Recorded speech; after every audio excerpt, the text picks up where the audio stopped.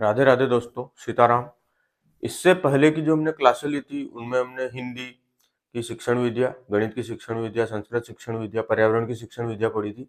शिक्षण विधियों के इसी क्रम में अब हम सहायक सामग्रियों को लेंगे। ये सहायक सामग्रियां सभी प्रकार की शिक्षण विधियों में सहायक है। हिंदी, गणित, पर्यावरण, संस्कृत सभी में इनसे प्रश्न पूछे जाते हैं और यह टॉपिक भी बहुत सीधा है। एक ही क्लास में आज हम इसको भी पूर्ण करेंगे। और इन सहायक सामग्रियों को आप बात करें तो शैक्षिक रूप से शिक्षक द्वारा इसको हर प्रकार की सहायक सामग्री को किसी न किसी रूप में क्लास में प्रयोग किया जाता है। अब हम देखते हैं सहायक सामग्रियों के बारे में। तो सहायक जो सामग्रियां रहती है इनको शिक्षक सामग्री भी कहते हैं। अगर सहायक सामग्रियों का प्रयोग शिक्षक द्वारा किया जा रहा है इसलिए इसे शिक्षक सामग्री भी कहते हैं। और यही सहायक सामग्रियां शिक्षक के लिए तो शिक्षक सामग्री रहती है, लेकिन बालक के लिए उद्यतन सामग्री कही जाती है। क्यों? क्योंकि बालक इससे पढ़ता है, इसलिए उनके लिए इसको उद्यतन सामग्री कहते हैं। और सहायक सामग्रियों को श्रव्य दृश्य सामग्री भी कहा जाता है। बालक के बारे में अगर बात करें तो उसके लिए यह सहायक सामग्रियां उद्यतन सामग्रियां रहेगी। जो सहायक सामग्रियां ये तीन प्रकार से मैंने बांटी है। एक है दृश्य, दूसरी है श्रव्य और तीसरी है श्रव्य और दृश्य सामग्रियां। इन्हीं के बारे में हम अध्ययन करेंगे। और एक हम अनुभव शंकु या त्रिकोण शंकु का सिद्धांत अंत में इसको पढ़ेंगे। यह सिद्धांत भी इम्पोर्टेंट है। तो अनुभव शंकु या त्रिकोण शंकु का सिद्धांत भी मैं आपको पढ़ाऊंगा। एक छोटा सा सिद्धांत है जिसके बारे में हम पढ़ेंगे। नेक्स्ट हम बात करते हैं इसमें दृश्य सामग्रियां। अब दृश्य सामग्रियों को हम सबसे पहले पढ़ते हैं। इसमें सबसे पहले आएगी पाठ्य पुस्तक। पाठ्य पुस्तक की बात करें दोस्तों तो पाठ्य पुस्तक जो है शिक्षण सहायक सामग्री के जो जनक है पाठ्य पुस्तक शिक्षण सहायक सामग्री के, वह है कमेनियस। तो पाठ्य पुस्तक शिक्षण सहायक सामग्री है, इसके जनक कौन है? कमेनियस। यह एक परंपरागत सहायक सामग्री है और विद्यार्थी का सर्वश्रेष्ठ मार्गदर्शक होती है। जो पाठ्य पुस्तक होती है दोस्तों ये विद्यार्थी का सर्वश्रेष्ठ मार्गदर्शक होती है। पाठ्य पुस्तक दो प्रकार की होती है। पहला है गहन अध्ययन हेतु और दूसरा है द्रुत अध्ययन हेतु। और इसी प्रकार पाठ्य पुस्तक के दो मुख्य गुण होते हैं, आंतरिक गुण और एक बाह्य गुण। आंतरिक गुण की बात करें तो जो पाठ्य पुस्तक है उसके अंदर जो आपको लेखन शैली दी गई है वो किस प्रकार की दी गई है, पाठ्य पुस्तक के पेज किस प्रकार के हैं, हल्के हैं, मोटे हैं, या जो जो उसमें पेज यूज किए गए उनका कलर किस प्रकार का है, यह एक प्रकार से पाठ्य पुस्तक के आंतरिक गुण हो जाएंगे। या उसमें जो लिखी गई शैली है उसमें अक्षरों की बनावट कैसी है, बड़ी है, छोटी है, साफ है, किस प्रकार की है, वह उस पाठ्य पुस्तक के आंतरिक गुण रहेंगे। और बाह्य गुणों की बात करें तो पाठ्य पुस्तक का जो बाहर से जो हम देखें तो उसका कवर कैसा है, उस पर दी गई हेडिंग किस प्रकार की है, कवर आकर्षक है या नहीं है, इस प्रकार के जो गुण है ये भाई गुण में आएंगे। ठीक है दोस्तों। अब नेक्स्ट हम बात करते हैं श्यामपट्ट। श्यामपट्ट जो है, श्यामपट्ट का आविष्कार किसने किया था? वो थे जेम्स विलियम। और शिक्षक का इसका जो शिक्षक है उसका इसे दाहिना हाथ या सच्चा मित्र कहते हैं। इसको शिक्षक का दाहिना हाथ इसलिए कहते हैं क्योंकि ज्यादातर लोग दाहिने हाथ से लिखते हैं। जैसा मैं हूं तो मैं तो बाएं हाथ से लिखता हूं, लेकिन 100 में से ऐसे बाएं हाथ से लिखने वाले 2 या 3 ही लोग मिलेंगे। इसलिए ज्यादातर लोग दाहिने हाथ से लिखते हैं, इसलिए इसे शिक्षक का दाहिना हाथ या सच्चा मित्र कहते हैं। मैकल्स एक वैज्ञानिक है जिन्होंने श्यामपट्ट को महत्वपूर्ण क्या कहा? दृश्य उपकरण कहा। श्यामपट्ट को शिक्षक के विचारों का प्रतिबिंब कहा जाता है। ये इंपॉर्टेंट चीज है दोस्तों। जो श्यामपट्ट है इसे शिक्षक के विचारों का क्या कहा जाता है? प्रतिबिंब कहा जाता है। लिखते समय शिक्षक और श्यामपट्ट के मध्य बनने वाला जो कोण होता है वो कितना होता है?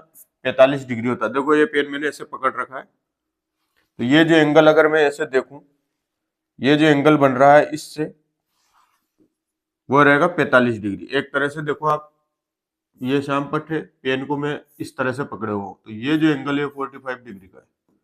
कितना?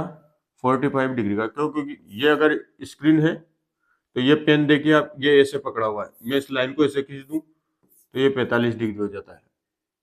ठीक है। और अगर इसको मैं ऐसे खींच दूं तो ये 90 डिग्री है। तो अगर ये मैं अगर ले रहा हूं लाइन और अगर मैं पेन को ऐसे पकड़ा हुआ हूं तो ये जो पेन है इस बोर्ड से यहां से कितना एंगल बना रहा है? 45 डिग्री का एंगल बना रहा है। अब बात करें श्यामपट्ट और विद्यार्थी के बीच न्यूनतम दूरी की, तो जो श्यामपट्ट और विद्यार्थी के बीच न्यूनतम दूरी 5 फीट होनी चाहिए। श्यामपट्ट का आकार 6 गुणा 3 18 वर्ग फीट, ये 6 फीट गुणा 3 फीट है, तो 18 वर्ग फीट, 7 गुणा 3 21 वर्ग फीट, या फिर 24 वर्ग फीट, या आदर्श माने हम तो 24 वर्ग फीट जो इसका आकार है, या आप आदर्श आकार इसका मान लेना। ठीक है दोस्तों।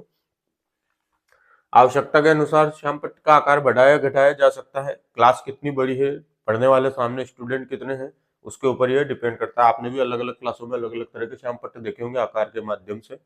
ठीक है, अब हम बात करते हैं चार्ट की। श्याम पट्ट के बाद सर्वाधिक प्रयोग की जाने वाली सहायक सामग्री मानी जाती है। जो चार्ट है इसको श्याम पट्ट के बाद सबसे ज्यादा प्रयोग किया जाने वाली सामग्री मानी जाती है। आकार की बात करें तो इसका आकार रहता है 1.5 गुना 2 फीट। ठीक है, 1.5 फीट गुणा 2 फीट। अगर मैं बात करूं तो इसको मैं स्क्वायर फीट लिख सकता हूं फीट की जगह, क्योंकि यहाँ पर दोनों को गुणा किया गया है। तो 1.5 गुणा 2 वर्ग फीट। ये ऐसे बात हो रही है जैसे कोई चार्ट है, तो ये तो हो गया उसका 1.5 फीट, और ये इधर से हो गया वो 2 फीट का। तो 1.5 गुणा 2 फीट, 1/1/2 को अपन 1.5 बोलते हैं। अब बात करें हम आगे, यह कागज का एक टुकड़ा होता है। यह चार्ट तब कहलाता है जब इस पर क्या हो, विषय वस्तु अंकित हो की जाती है। अब जैसे कि चार्ट आप बाजार से लेके आए हो, अपन सब सामान्य रूप से उसको चार्ट ही कहते हैं, लेकिन वो तब तक चार्ट नहीं कहा जाएगा जब तक उस पर कोई विषय वस्तु अंकित ना हो। अगर उस पर विषय वस्तु अंकित नहीं है तो एक रूप से हम उसको यह कह सकते हैं कागज का कोई बड़ा टुकड़ा है। नेक्स्ट हम बात करते हैं चार्ट में ही। जो चार्ट है यह ग्राफिक चार्ट हो सकते हैं, समय या तालिका चार्ट और चित्र चार्ट भी हो सकते हैं। ग्राफिक चार्ट का मतलब देखो कोई चार्ट है, उसमें इस प्रकार का कोई डिब्बा बना हुआ है जिसमें अपन ने परसेंट के हिसाब से बता दिया, ये 45% हो गए, या 40% लोग यहाँ है, 30% यहाँ है। इस प्रकार से अगर अपन उसको कैलकुलेट करें अलग अलग परसेंट के हिसाब से कितने लोग उस पर बैठे हुए हैं, तो इस प्रकार से इसको चार्ट बनाते हैं। चार्ट में आपने देखा होगा ग्राफिक चार्ट होते हैं। तालिका चार्ट की बात करें तो उसमें कोई आपको कोई सारणी दे दी, आपने चार्ट में किसी प्रकार की सारणी बना दी, मान लो ये समय, दूरी और इतनी दूरी तय करने में लगा हुआ, मान लो पेट्रोल की बात करें तो उसमें ऐसा दे रखा हो। इस प्रकार से अपन कुछ भी उसमें जो सारणी है उसमें ऊपर हेडिंग दे रखी हो। सारणी जरूरी नहीं समय दूरी और उसमें लगने वाले पेट्रोल से ही हो, समय दूरी के अलावा भी सारणियां हो सकती है जिसमें आपको दे रखा हो किसी गांव की जनसंख्या, उसमें महिला पुरुष की बच्चों की संख्या अलग अलग दे रखी है, या मतदाता से संबंधित कोई जानकारी है तो वो सारणी के रूप में दे सकते हैं। अब मॉडल या प्रतिमान या प्रतिरूप की बात करते हैं। मॉडल हमारी ज्ञानेंद्रियों को सर्वाधिक प्रभावित करते हैं। इनसे प्रत्यक्ष या वास्तविक ज्ञान होता है। जो मॉडल होते हैं इनसे क्या होता है, प्रत्यक्ष या वास्तविक ज्ञान होता है। मॉडल, प्रतिमान या इनको प्रतिरूप भी कहते हैं। मॉडल की बात करें तो जो स्कूलों में छोटे बच्चों द्वारा आपने बहुत सी बार आपने बनाए होंगे मॉडल। और मॉडल एक तरह से जैसे कोई अगर बिल्डिंग भी बन रही है तो उसका पहले से ही इंजीनियरों द्वारा एक मॉडल तैयार कर लिया जाता है, जिसको 3D रूप में भी अपन देख सकते हैं कि कहाँ पर कौन सी जगह रहेगी, पार्किंग कहाँ रहेगी, बिल्डिंग कहाँ रहेगी, या कोई स्कूल की डिजाइन है तो स्कूल में लैब कहाँ रहेगी, स्कूल का गेट कहाँ रहेगा, शौचालय आदि कहाँ रहेंगे, लाइब्रेरी कहाँ रहेगी, मेस कहाँ रहेगी। इस प्रकार से कोई भी प्रतिरूप या मॉडल बनाते हैं तो उसमें अलग अलग जगह अलग अलग डिजाइन के हिसाब से बिल्डिंग आदि को बना दिया जाता है। और उस मॉडल को देखकर हम पता कर सकते हैं कि जो यहाँ पर कैंपस है किसी भी विद्यालय का या यूनिवर्सिटी का, तो उसमें कौन सी जगह पर क्या बनी हुई है चीजें, और उनका रास्ता वस्ता सब कुछ उसमें दिखाया रहता है कि आपको जाने का क्या तरीका है, कितने रास्ते हैं, सभी उस मॉडल या प्रतिमान या प्रतिरूप में आपको मिल जाते हैं। इसी प्रकार बच्चे छोटे छोटे मॉडल भी बना के लाते हैं स्कूलों में, वह भी एक प्रकार से मॉडल ही है। और जो मॉडल हमारी है ज्ञानेंद्रियों को सर्वाधिक प्रभावित करते हैं। ये ज्ञानेंद्रियों को सबसे ज्यादा प्रभावित इसलिए करते हैं क्योंकि हम उसी किसी बड़े आकार की चीज को छोटे आकार में बदलकर सेम प्रकार से उसको समझ सकते हैं। जैसे वह अगर हम उसको बड़े रूप में भी देखें तो भी वही बात रहेगी, और अगर हम मॉडल में उसको छोटे से रूप में बदलकर उसको उससे बच्चों को ज्ञान देना चाहे तो वहां भी ज्ञानेंद्रिय जो रहेगी बच्चों की सबसे ज्यादा क्यों रहेगी, प्रभावित रहेगी। वो आंखों के द्वारा उस मॉडल को देख सकेगा, समझ सकेगा, और हमारे द्वारा बताई गई चीजों को वो कानों के द्वारा सुन सकेगा, और उन मॉडल को वो हाथ आदि से स्पर्श भी कर सकता है और देख सकता है किस प्रकार के बने हुए हैं। तो इन जो मॉडल है इनसे प्रत्यक्ष और वास्तविक ज्ञान होता है। नेक्स्ट हम बात करें फ्लैश बोर्ड की। यह चमकदार कार्ड होता है जिसके एक तरफ शब्द और दूसरी तरफ उसका अर्थ लिखा होता है। जो फ्लैश बोर्ड है क्या रहता है, चमकदार कार्ड रहता है। आपने बहुत सी दुकानों के सामने देखे होंगे, वो एक किसी भी प्रकार का प्रचार प्रसार या दुकान का नाम शो करने के लिए एक बोर्ड टाइप लगा रहता है, उसके अंदर एक लाइट लगी रहती है, जहाँ इधर भी उस दुकान का नाम लिखा रहेगा, पीछे की साइड भी लिखा रहेगा। दोनों साइड से आप देखोगे तो लाइट रात में अंधेरे में भी वो चमकता हुआ आपको मिलेगा। तो वो एक तरह से फ्लैश बोर्ड का ही काम कर रहा है वहां पर। चमकदार कार्ड होता है जिसके एक तरफ शब्द और दूसरी तरफ उसका क्या लिखा रहता है, अर्थ लिखा रहता है। इसका प्रयोग जो है अध्यापक क्या करता है, आवश्यकता अनुसार करता है। अब बात करें हम फ्लेनन बोर्ड की। विद्यार्थियों द्वारा रचनात्मक क्रियाओं को प्रदर्शित किया जाता है, कार्टून, कविता, कहानी। इसका आकार रहता है 15 से 18 वर्ग फीट। अब फ्लेनन बोर्ड की बात करें तो ये समझ लो आप स्कूल में एक तरह से बोर्ड लगा हुआ है, उस पर विद्यार्थियों द्वारा कागज के टुकड़े काटकर उन पर विभिन्न प्रकार की आकृतियां बनाई जाती है। आपने देखा होगा उन आकृतियों में, जैसे किसी ने बालक ने वहां पर तितली की आकृति बना दी और कागज से तितली की आकृति बनाई और इस आकृति को फ्लेनर बोर्ड पर लगा दिया। कोई त्रिभुज बना के लाया कागज का, उन्होंने इसको उसके ऊपर लगा दिया। तो विद्यार्थियों द्वारा जितनी भी रचनात्मक क्रियाएं की जाती है उनको इस पर प्रदर्शित किया जाता है फ्लेनन बोर्ड पर, और इसका आकार 15 से 18 वर्ग फीट होता है। अब नेक्स्ट हम बात करें बुलेटिन बोर्ड या सूचना पट्ट की। तो जो प्रधानाध्यापक की स्वीकृति के बिना सूचना पट्ट की किसी भी सूचना को वैध नहीं माना जाता। अब यह सूचना पट्ट एक तरह से आप समझ लो जो विद्यालय या कॉलेजों में नोटिस बोर्ड जो लगा रहता है वही बुलेटिन बोर्ड या सूचना पट्ट है, या नोटिस बोर्ड ही एक तरह से सूचना का कार्य करता है। तो जो प्रधानाध्यापक की स्वीकृति के बिना सूचना पट्ट की किसी भी सूचना को वैध नहीं माना जाता। इस प्रकार के बोर्ड में जितने भी प्रकार की सूचनाओं से संबंधित या तो डायरेक्ट लिखी रहेगी या कोई जेरोक्स करके कोई कॉपी लगी रहेगी, उस पर प्रधानाध्यापक का सील और साइन आवश्यक रूप से लगे रहते हैं। क्यों? क्योंकि उसकी स्वीकृति या प्रधानाध्यापक की स्वीकृति के बिना इस पर जो सूचनाएं रहेगी उनको वैध नहीं माना जाएगा। अब हम बात करते हैं डाइस्कोप या जादू की लालटेन। इस डाइस्कोप को जादू की लालटेन भी कहते हैं। इसे क्या माना जाता है, प्रथम प्रोजेक्टर माना जाता है, और यह जो है प्रोजेक्टर प्रणाली का जनक माना जाता है। डाइस्कोप को प्रोजेक्टर प्रणाली का जनक माना जाता है, और यह जो प्रोजेक्टर का पूर्वज, क्योंकि वो प्रोजेक्टर प्रणाली का जनक है तो इसे प्रोजेक्टर का पूर्वज भी कहा जाता है। किसे? डाइस्कोप को। अब नेक्स्ट हम बात करें, इसमें स्लाइड या पारदर्शिका का प्रयोग किया जाता है। स्लाइड या पारदर्शिका का मतलब ट्रांसपेरेंसी का प्रयोग इसमें किया जाता है। उपकरण प्रकाश सीधी रेखा में चलता है कि सिद्धांत पर कार्य करता है। ठीक है, ये बात याद रखना। तो डाइस्कोप है, ये इसका जो उपकरण है डाइस्कोप, यह प्रकाश सीधी रेखा में चलता है इस सिद्धांत पर कार्य करता है। और इसमें स्लाइड या पारदर्शिका मतलब ट्रांसपेरेंसी का क्या किया जाता है, प्रयोग किया जाता है। और डाइस्कोप या जादू की लालटेन है, यह क्या है, प्रथम प्रोजेक्टर है। नेक्स्ट हम बात करें एपिस्कोप। डाइस्कोप के बाद बात होगी एपिस्कोप की। तो यह भी एक प्रोजेक्टर का ही प्रकार है। गद्य पाठ के लिए इसका ज्यादा उपयोग किया जाता है मुख्य रूप से। इसके द्वारा अपारदर्शी वस्तुओं का प्रक्षेपण किया जाता है। किसका प्रक्षेपण किया जाता है? अपारदर्शी वस्तुओं का। ठीक है, ये पॉइंट याद रखना। एपिस्कोप द्वारा क्या किया जाता है? अपारदर्शी वस्तुओं का प्रक्षेपण किया जाता है। अब डाइस्कोप हो गया, एपिस्कोप हो गया। अब उसके बाद आएगी एपीडाइस्कोप की बात। एपीडाइस्कोप, इसे चित्र विस्तारक यंत्र कहा जाता है। ठीक है दोस्तों, एपीडाइस्कोप को क्या कहा जाता है? चित्र विस्तारक यंत्र। इसके द्वारा पारदर्शी और अपारदर्शी विषय वस्तुओं का प्रक्षेपण किया जाता है। तो जो एपीडाइस्कोप है, इसके द्वारा पारदर्शी और अपारदर्शी दोनों ही प्रकार की विषय वस्तुओं का प्रक्षेपण किया जाता है, और यह चित्र विस्तारक यंत्र माना जाता है। नेक्स्ट हम बात करते हैं ओवरहेड प्रोजेक्टर। इसको सिरोपरि प्रक्षेपी कहते हैं। सिरोपरि प्रक्षेपी, यह एक उत्तम किस्म का प्रोजेक्टर है। यह भी क्या है? एक प्रोजेक्टर ही है जो क्या है, उत्तम किस्म का प्रोजेक्टर है। इसके द्वारा फिल्म स्ट्रिप या स्लाइड को पर्दे पर बड़े आकार में प्रक्षेपित किया जाता है। किसमें? बड़े आकार में प्रक्षेपित किया जाता है। प्रयोग करने के लिए अंधेरा आवश्यक नहीं है। जो सिरोपरि प्रक्षेपी है ओवरहेड प्रोजेक्टर, इसको प्रयोग करने के लिए अंधेरे की आवश्यकता नहीं होती। नेक्स्ट हम बात करते हैं श्रव्य सामग्रियां। अभी हमने दृश्य सामग्रियां देखी, उसके बाद अब हम श्रव्य सामग्रियों के बारे में बात करते हैं। सबसे पहले श्रव्य सामग्रियों में आते हैं रेडियो। इस रेडियो से सभी परिचित होंगे। इसका जो निर्माण है मार्कोनी द्वारा किया गया, वैज्ञानिक मार्कोनी है इसके निर्माण करता। भारत में प्रथम आकाशवाणी केंद्र की जो स्थापना हुई थी वो कब हुई थी? 1927 में। ठीक है दोस्तों, रेडियो के माध्यम से प्रथम शैक्षिक कार्यक्रम 1938 में हुआ था, और वर्तमान में रेडियो निरौपचारिक शिक्षा का सबसे महत्वपूर्ण माध्यम माना जाता है।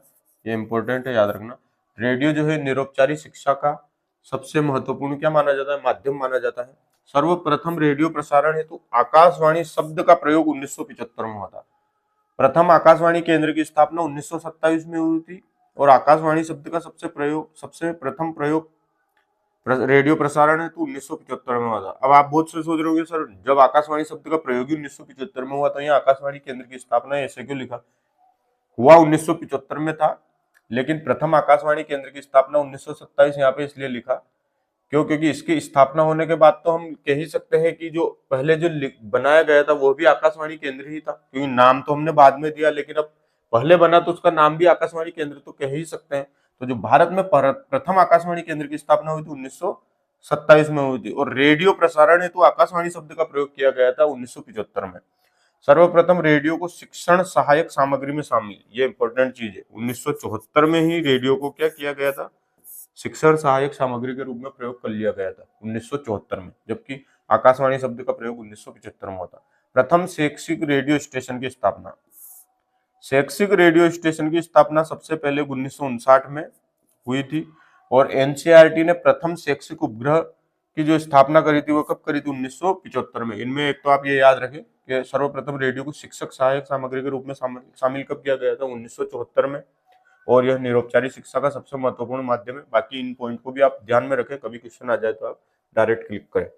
नेक्स्ट हम बात करते हैं ग्रामोफोन या फिर वर्तुलाकार ध्वनि संग्राहक यंत्र। इसका जो निर्माण है एडिसन द्वारा किया गया था। ग्रामोफोन का यह वर्तुलाकार ध्वनि संग्राहक यंत्र रहता है।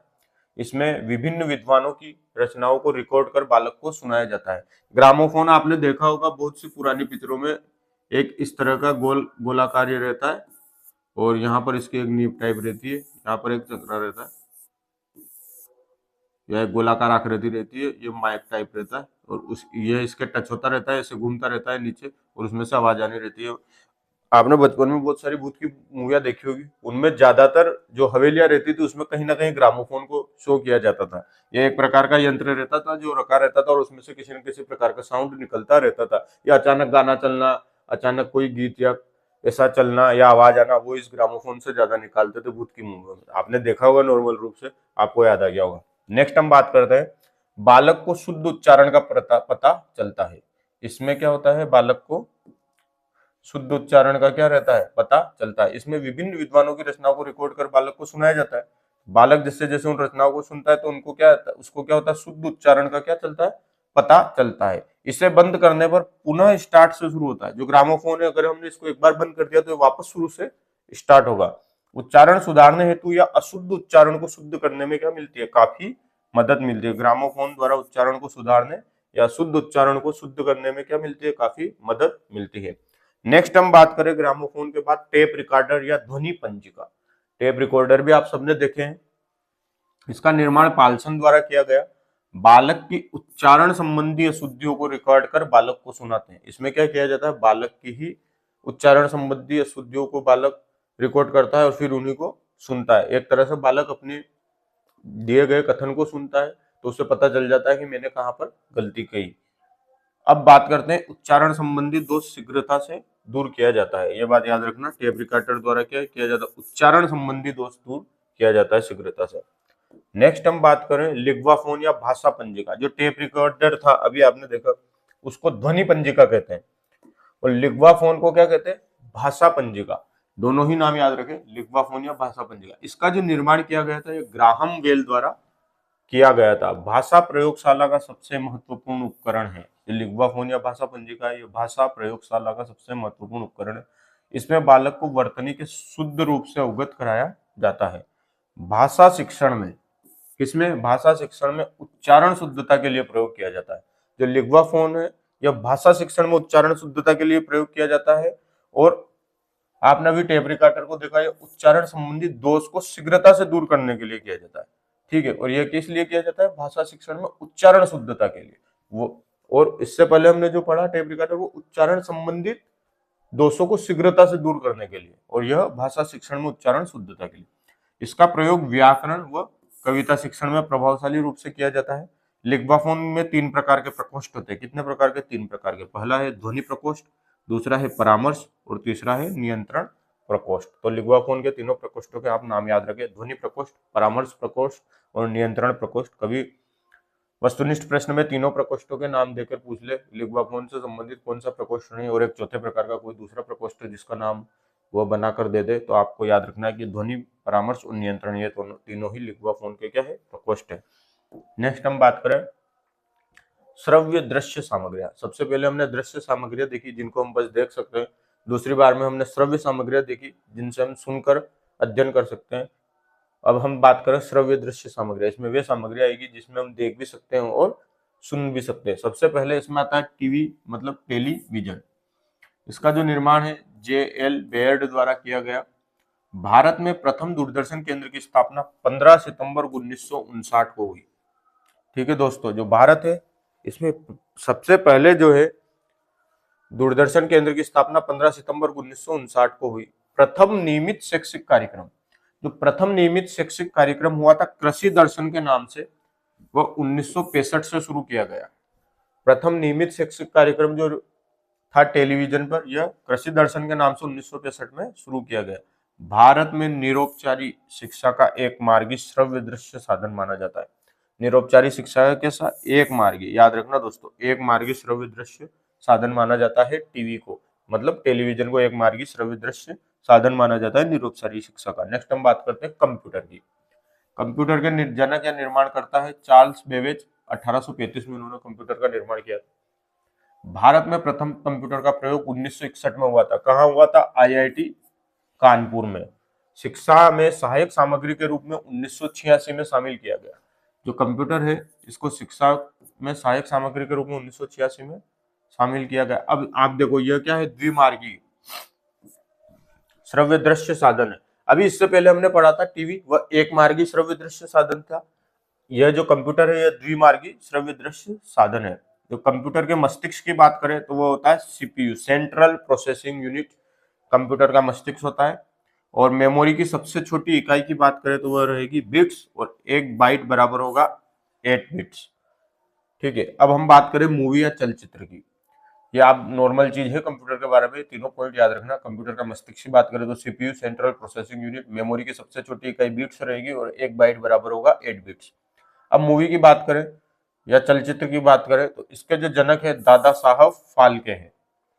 प्रथम मुक्त चलचित्र है राजा हरिश्चंद्र 1911 में जो आया था, और प्रथम बोलती फिल्म है आलम आरा 1931 में आएगी। मूवी या चलचित्र से संबंधित यही पॉइंट है, आप याद रखें, जनक याद रखें दादा साहब फाल्के। ये श्रव्य दृश्य सामग्रियां भी पूर्ण हो चुकी है। अब हमने 3 तरह की सामग्रियां देखी, श्रव्य सामग्रियां, दृश्य सामग्रियां और श्रव्य दृश्य सामग्रियां। अब सहायक सामग्री से संबंधित एक त्रिकोण शंकु या अनुभव शंकु का सिद्धांत भी है, इसको भी हम पढ़ जाते हैं। इसके जो जनक है वह है एडगर डेल। अनुभव शंकु का सिद्धांत किसने दिया था? एडगर डेल ने। इस सिद्धांत के आधार पर ज्ञानेंद्रिया ज्ञान का मार्ग होती है। जो अनुभव शंकु का सिद्धांत कहता है कि जो ज्ञानेंद्रिया होती है वो क्या होती है? ज्ञान का मार्ग होती है। ज्ञानेंद्रियों को क्रियाशील करने का सर्वश्रेष्ठ माध्यम क्या है? सहायक सामग्री। एडगर डेल कहते हैं कि ज्ञानेंद्रियों को जो है क्रियाशील करने का सर्वश्रेष्ठ माध्यम सहायक सामग्री होती है।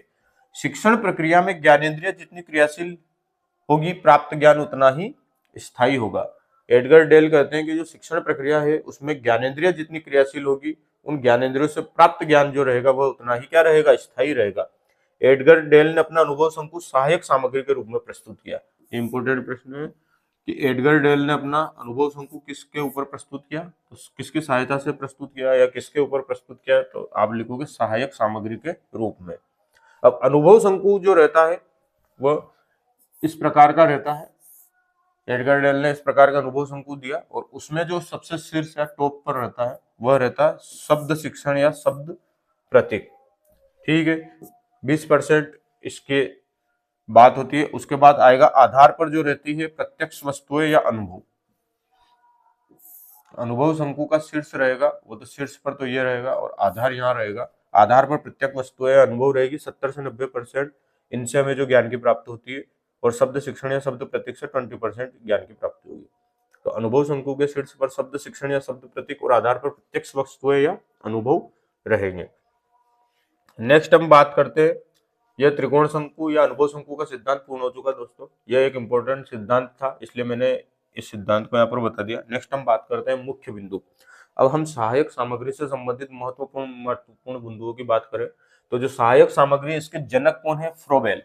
फ्रोबेल ऐसा वैज्ञानिक है जिसको आप शिक्षा मनोविज्ञान से ही पढ़ते हुए आ रहे हैं, ये वहां भी थे। फ्रोबेल द्वारा नवाचारी शिक्षण विधियों में और हिंदी की शिक्षण विधियों में इस प्रकार से कहीं ना कहीं फ्रोबेल का नाम स्टार्टिंग से ही चलता आ रहा है। अब सहायक सामग्री के जनक भी फ्रोबेल को ही माना जाता है, और सहायक सामग्री की जो विचारधारा है प्रकृतिवादियों की देन है। सहायक सामग्री से बालक में निरीक्षण शक्ति का विकास होता है। कौन सी शक्ति का? निरीक्षण शक्ति का क्या होता है? विकास होता है। सबसे वास्तविक या अनुभवात्मक सहायक सामग्री क्या है? जो सबसे वास्तविक या अनुभवात्मक सहायक सामग्री की बात करें तो उसमें आएगा शैक्षिक भ्रमण या पर्यटन। जो पर्यटन है वह सबसे वास्तविक या अनुभवात्मक सहायक सामग्री माना जाएगा। सर्वाधिक प्रयोग की जाने वाली सहायक सामग्री श्यामपट्ट, याद रखें दोस्तों, सबसे ज्यादा प्रयोग की जाने वाली सहायक सामग्री रहेगी वह रहेगी श्यामपट्ट। और भारत में कोठारी आयोग ने सहायक सामग्रियों के प्रयोग पर जोर दिया। भारत में जो कोठारी आयोग था उसने सबसे पहले सहायक सामग्रियों के प्रयोग पर क्या दिया? जोर दिया। भारत में शिक्षण सहायक सामग्री का प्रयोग 1986 की शिक्षा नीति के अंतर्गत किया गया। जो शिक्षण सहायक सामग्री थी उसका प्रयोग 1986 में जो शिक्षा नीति आई थी उसके अंतर्गत किया गया। नेक्स्ट हम बात करें सहायक सामग्रियों के जो प्रकार, तो सामान्य या मनोवैज्ञानिक आधार पर तो सहायक सामग्रियां 3 प्रकार की होती है, श्रव्य, दृश्य और श्रव्य दृश्य। अब हम प्रक्षेपण के आधार पर बात करें तो सबसे पहले आएगी प्रक्षेपी, उसमें आएगा टीवी, रेडियो, डाईस्कोप, ठीक है। और उसके बाद अगर हम बात करें तो डाईस्कोप, एपीडाईस्कोप, ये सभी इसमें प्रक्षेपी में आएंगे। क्रियात्मक की बात करें तो नाटक, कवि सम्मेलन, शैक्षिक भ्रमण और कठपुतली और सेमिनार, ये सब क्रियात्मक प्रक्षेपण में आएंगे। और अप्रक्षेपी की बात करें तो चार्ट, मॉडल, वास्तविक पदार्थ, श्यामपट्ट और मानचित्र, ये अप्रक्षेपी में आएंगे। अब ज्ञानेंद्रियों के सामान्य रूप से सहायक सामग्रियां हैं, तो ज्ञानेंद्रियों के सामान्य रूप से सहायक सामग्रियों में आएगा श्रव्य, दृश्य, श्रव्य दृश्य और क्रियात्मक। इसमें क्रियात्मक भी और जोड़ देंगे हम। सामान्य या मनोवैज्ञानिक आधार पर जो हमने सहायक सामग्रियों को बांटा था श्रव्य दृश्य और श्रव्य दृश्य में, और ज्ञानेंद्रियों के सामान्य रूप में बात करें तो श्रव्य, दृश्य और श्रव्य दृश्य सामग्रियां ऐसी सामग्रियां जिसको हम देख भी सकते और सुन भी सकते। उसमें हमने अभी पढ़ा था टीवी, कंप्यूटर, मूवी या चलचित्र, तो ये तो श्रव्य दृश्य सामग्रियों में आया था। और लास्ट में हम पढ़ते हैं क्रियात्मक सामग्रियां। और श्रव्य सामग्रियां वे जिनको बस हम सुन सकते हैं, दृश्य वे जिनको हम बस देख सकते हैं। अब सामग्रियों के प्रकार के बाद हम बात करते हैं एनसीईआरटी के आधार पर सहायक सामग्रियां। एनसीईआरटी ने भी सहायक सामग्रियों को अलग अलग भागों में बांटा है, तो उसके आधार पर भी हम पढ़ते हैं। सबसे पहला जो एनसीईआरटी के हिसाब से है वह है ग्राफिक या चित्रित। इसमें आते हैं चार्ट, चित्र, पोस्टर, फोटोग्राफ, ग्राफ और मानचित्र। यह एनसीईआरटी के आधार पर सहायक सामग्रियों का जो पहला प्रकार है ग्राफिक या चित्रित, उसके अंतर्गत आते हैं। फिर बात आती है त्रिआयामी। इसमें आते हैं वास्तविक पदार्थ और मॉडल। त्रिआयामी का मतलब वे चीजें जिनको हम 3D रूप में देख सकते हैं, तो वास्तविक पदार्थ और मॉडल है उनको हम सभी तरफ से देख सकते हैं, तो वो त्रिआयामी में आएंगे। फिर आएगी प्रक्षेपी सामग्रियां।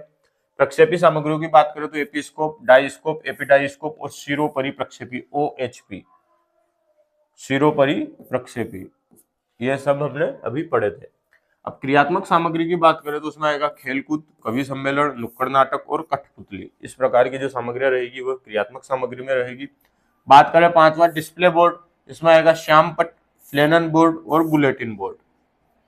फिर आएगी श्रव्य दृश्य सामग्रियां, इसमें आएगा टीवी, कंप्यूटर और मोबाइल। तो इस प्रकार एनसीईआरटी के आधार पर सहायक सामग्री को बांटा गया ग्राफिक या चित्रित, त्रिआयामी, प्रक्षेपी, क्रियात्मक सामग्री, डिस्प्ले बोर्ड और श्रव्य दृश्य सामग्रियां। यह दोस्तों सहायक सामग्री से संबंधित क्लास आपकी पूर्ण हो चुकी है। काफी कम समय में मैंने जितना हो सके उतना आपको एक्सप्लेन करके बता दिया है, क्योंकि इनमें ज्यादा समझने वाली बात तो कुछ है नहीं। सहायक सामग्रियां इनसे संबंधित पॉइंट है जिनको आप डायरेक्ट पढ़े और याद रखें। और दोस्तों क्लास अच्छी लगी हो तो आप इसे लाइक, शेयर और सब्सक्राइब जरूर करें चैनल को। अब हम बात करते हैं शिक्षण विधियों से संबंधित। तो हमने हिंदी, गणित, पर्यावरण, संस्कृत की शिक्षण विधियां पढ़ ली है, सहायक सामग्रियां भी हमने पढ़ ली। अब छोटे छोटे टॉपिक जो रह गए हैं, मापन, मूल्यांकन, इससे संबंधित, और पाठ्यक्रम, पाठ्यचर्या, एनसीएफ 2005, सीसीई, इस प्रकार के छोटे छोटे टॉपिक को अब हम क्लासों के माध्यम से धीरे धीरे सारी ही टॉपिक को 1 बाय 1 करके पढ़ लेंगे। अब जो मैथ की जो क्लासेस है मैंने साथ में चला रखी थी वो थोड़ी सी अभी स्लो चल रही है। अब हम मैथ को भी थोड़ी गति प्रदान करेंगे ताकि बचे हुए समय में मैं चाहूँगा जितना हो सके उतना हम कोर्स पूर्ण कर ले रीट के आने से पहले, और हो सके तो रीट के आने से पहले मैथ की सारी क्लासेस में खत्म कर दूंगा, क्योंकि अब जो हम क्लासेस लेंगे मैथ की लगभग रेगुलर क्लासेस रहेगी। और मैथ की क्लासों के माध्यम से आप मैथ भी बहुत आसानी तरह से पढ़ लोगे, क्योंकि उसमें भी हम जो पेपर से संबंधित रहेंगे प्रश्न उन्हीं को हल करेंगे। और कम से कम प्रश्नों में मैं आपको टॉपिक को क्लियर करने का प्रयास करूंगा। मैथ में भी हमने अभी एक एक नियम भी पढ़ा है, आप भले उसको एक एक नियम के लेक्चर को, जो बच्चे पहली बार या जो स्टूडेंट पहली बार इस क्लास को देख रहे हैं, एक बार आप एक एक नियम एलसीएम एचसीएफ की क्लास लेके देखें मैथ की भी, क्यों? क्योंकि मैं जो है उसमें क्वेश्चन का जो सिलेक्शन कर रहा हूँ वो मिनिमम क्वेश्चन के माध्यम से मैं आपका टॉपिक क्लियर करना चाहता हूँ, ताकि आप कम समय में अपना टॉपिक क्लियर करें। और पेपर में भी लगभग प्रश्न उसी प्रकार के पूछे जाते हैं जैसे मैंने उसमें आपको बताए हैं, तो आप वहाँ से मैथ की क्लासें भी ले सकते हैं। लगभग एक मोटे रूप से अपन ने शिक्षण सामग्रियाँ है जो वह खत्म कर दी है, और जो अब हम जो पढ़ेंगे वह जो छोटे छोटे टॉपिक हैं उनके बारे में पढ़ेंगे। वो 1 बाय 1 मैं आपको थ्योरेटिकल रूप से यहाँ पर लिखकर और उनको समझा दूंगा, आप वहाँ से उनको ले लें। अब मैं बात करता हूँ आपको जो हमने इसमें पढ़े हैं, हिंदी शिक्षण की विधियाँ, गद्य पद्य सारी शिक्षण की विधियाँ, गणित में, पर्यावरण में और इनमें।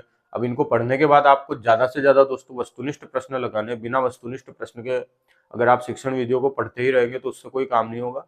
पढ़ाना एक बात इसलिए भी इम्पोर्टेंट है कि ताकि आपको पता चल जाए सिलेबस में क्या है, चीज़ें किस प्रकार से पूछी जाती है, और यहाँ पर मैंने पॉइंट टू पॉइंट आपको दिए गए हैं। फिर भी आप ज़्यादा से ज़्यादा वस्तुनिष्ठ प्रश्न लगाए, तभी आप ज़्यादा क्लियर हो पाएंगे। थ्योरी को 2 या 3 बार पढ़ ले, उसके बाद आप वस्तुनिष्ठ प्रश्न लगाए। कोई ऐसा टॉपिक या पॉइंट वहाँ पर मिले तो उसको आप आपके नोट्स में इकट्ठे करते जाए, क्योंकि लास्ट में जब आप पढ़ोगे तो अब आप नोट्स ही पढ़ोगे। ये वीडियो या क्लासें आपके काम नहीं आएगी। उस टाइम पे आपने जो नोट्स बनाए जितने अच्छे रूप से, उनको आप पढ़ो, और उन नोट्स को भी आप शॉर्ट रूप में बनाते रहो, ताकि जब आप पढ़ें तो अगर एक ही किताब जिसमें 90 से 100 पेज है, अगर उनको आप 10 या 12 पेज में ले आए तो आपको पढ़ने में भी कम समय लगेगा और ज़्यादा भार भी नहीं रहेगा। आपको लगेगा कि बस 8-9 पेज पढ़ने, आप उनको झट से पढ़ लेंगे और अपना नोट्स जो रहेगा उसका रिवीजन कर लेंगे। तो आप शॉर्ट नोट्स भी बनाते चलें, और पेपर रहेगा उससे पहले मेरी पूरी कोशिश रहेगी मैं मैथ भी आपको पूर्ण कर दूं, क्योंकि चैनल मैंने थोड़ा लेट बनाया है। तो महीने भर में हम शिक्षण विधियां और मैथ पूरी कर दें, ये बहुत बड़ी बात रहेगी। लेकिन मैं कोशिश करूंगा कि मैं आपको मैथ भी है जो पूर्ण कर दूं वो रीट के आने से पहले ही। ठीक है दोस्तों, आप क्लासें लेते रहें, और अगर आपको क्लासें अच्छी लगे तो सब्सक्राइब भी करते रहें। धन्यवाद दोस्तों।